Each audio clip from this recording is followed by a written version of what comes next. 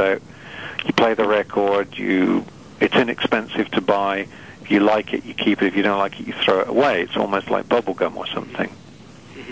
And you have no concept of who's making the music other than a name. It could be any name, the Exploding Trousers or whatever. It could be anything. And you have no history, no expectations, no. People's perceptions aren't colored by anything. But I mean, Andy, you're going to make these 2 albums that you've been saving up material for. You release these, and then what do you do with yourself? So you wake up in the morning, you look at the trades, look at the charts, and that's the end of your day. No, I'm not interested in it. I don't even look at that stuff. So what are you going to do with yourself after you release these long-awaited albums? Well, I'm sure we'll be obliged to go and interview ourselves into a coma for them, which is fine because I quite like talking. But as soon as we've done that, I mean, I shall scuttle back off to my recording equipment and may try and get one of these little anonymous projects going. As I say, I desire to pepper the planet with anonymous music. I don't like the adulation system, but I quite like the idea that you like to record by whatever band. They may not even be a band. You don't know who they are. You just like this object that sounds good. It's a kind of it's somewhere between art and the crassest disposable, recyclable kind of toilet paper technology. There's something. Do you see what I mean? It's like high art meets the lowest of the disposable low. What do Colin and Dave have to say about your aversion toward touring? I think they've probably come around, but it's probably age that's brought them around to it. I mean, Colin, it seems quite content growing fruit and vegetables and making stained glass windows, and Dave gets a lot of session work these days when we're not doing anything as a band, which has been some time because we've been on strike and in the deep freeze. He's just finished working with Mark Owen of Take That on his solo album, and the month before that he was working on Steve Hogarth of Marillion's solo record.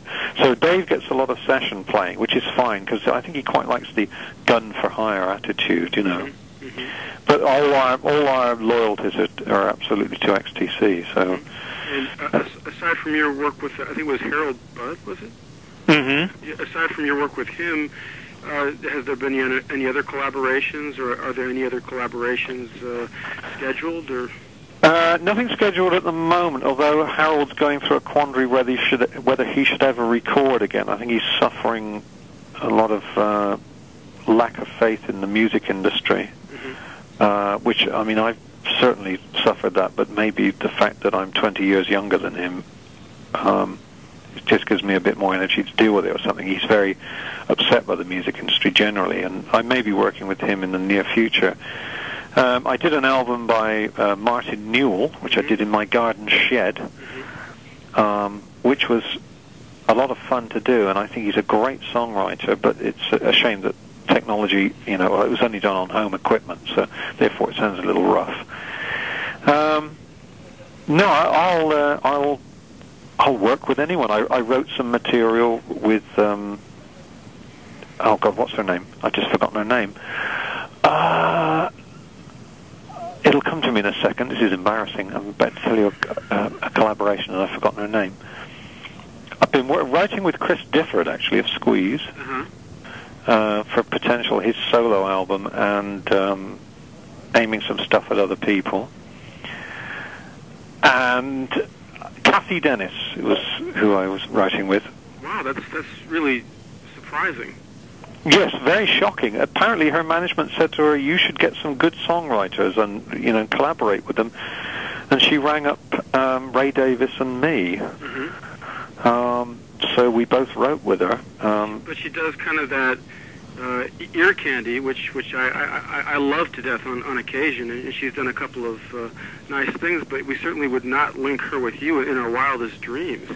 Well, there you go. I mean, I like ear candy occasionally. I like you can't live by roast beef alone. You need to have a quick sherbet dip occasionally. A little suck there.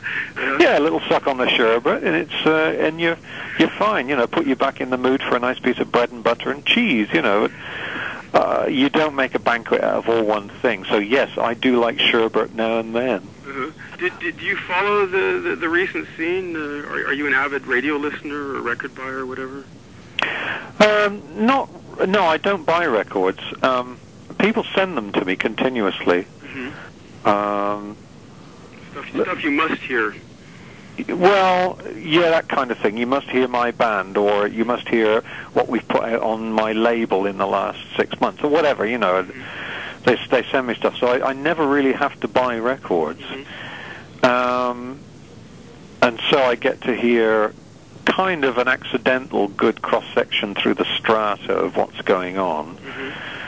I actually don't listen to much music. I think when you spend the first half of your life taking music in and the second half of your life putting it out, there's not that much room to keep taking it in. It's like overstuffing yourself after you've had a huge meal, But I mean, you talk to somebody like Elvis Costello, who's very prolific, and he almost has an encyclopedic knowledge of what's happening right now. So obviously some people are gluttons for it. Sure, I mean, I know what's going on, but liking it is a different, I see. So that's different. That's a different thing. So how do you spend your off hours, and what do you do for recreation? I make toy soldiers. Toy soldiers? Yeah, and paint them. You're kidding? No.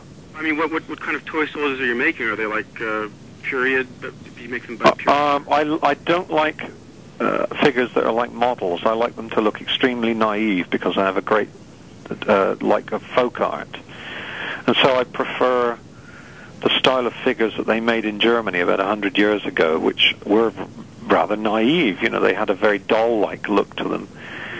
And I have many, many thousands of figures, many hundreds of which now I've made, actually, and so I paint them. Or I write songs, or I make music, just for sort of enjoyment's sake. Or I paint and draw, or just read books. Fill my head full of that sort of nonsense. So give us a time frame for these two albums you have in mind. Well, literally, if we can... okay, they're telling me that I have to go now, so I'll do this one very quickly.